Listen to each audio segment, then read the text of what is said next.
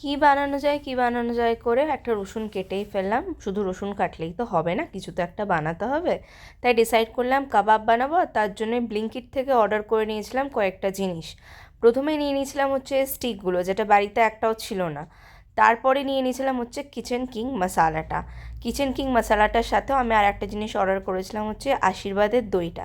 আমি total bill এই তিনটে মিলে হয়েছিল 201 টাকা।